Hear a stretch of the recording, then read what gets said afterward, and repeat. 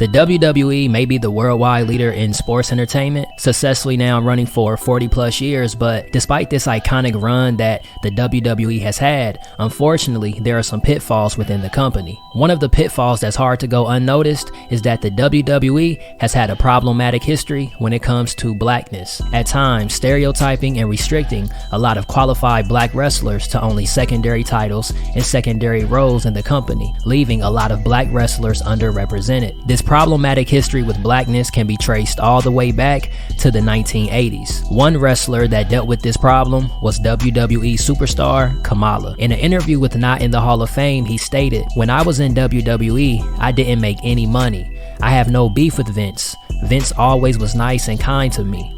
But in terms of the payoffs, I think the WWE is disgusting." According to Kamala, in his Survivor Series match against The Undertaker was paid $500,000, while Kamala only received $10,000. Another wrestler by the name of Bad News Brown, he has gone on public record to say that he was promised by Vince McMahon that he will be the first black world champion, but Vince McMahon never fulfilled those promises. "We'd like to bring you in here. We got big plans for you and everything, you know. We never had a black world champ." He kind of promised you the belt.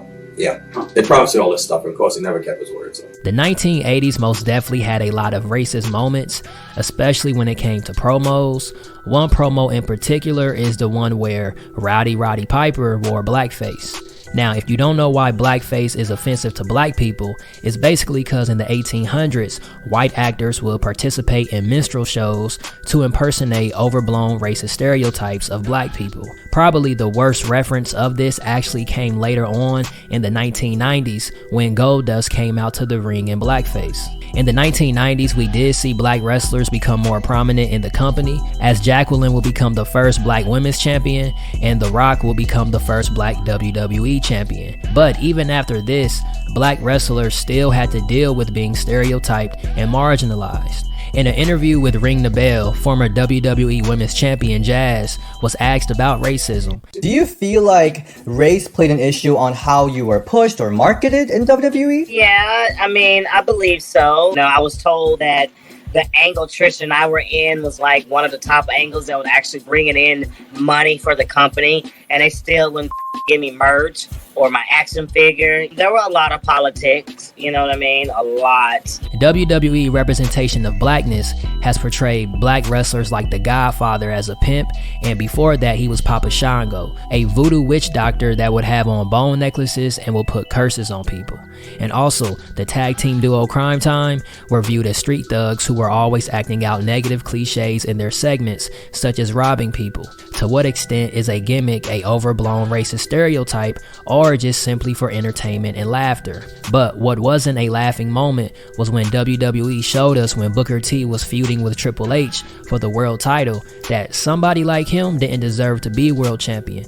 Booker T was only there to be an entertainer. Somebody like you doesn't get to be a world champion. You're not here to be a competitor. You're here to be an entertainer. That's your role. Your job is to make people like me laugh, and you're very good at it with your nappy hair and your suckers. But one of the most ironic problems with the WWE and its relationship with blackness actually comes from a wrestler who wasn't black at all. John Cena signed with WWE in 2001 during the Ruthless Aggression era. Initially, John Cena struggled to connect with the audience and had a problem establishing a clear identity. However, during a European tour, Stephanie McMahon overheard him freestyling on their tour bus and she was impressed. She arranged for John Cena to showcase his talent on SmackDown, which was well received by fans. This success led to the creation of his Doctor of Thugonomics persona. When John Cena became the Doctor of Thugonomics, he would freestyle during every match entrance while wearing throwback jerseys and fitted caps, and saying catchphrases such as "Word Life" and "You Can't See Me."